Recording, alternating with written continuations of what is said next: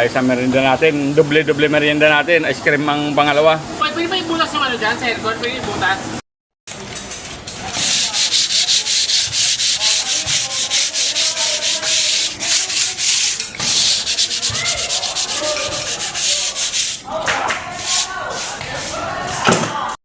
Dito ako nagliliha sa labas.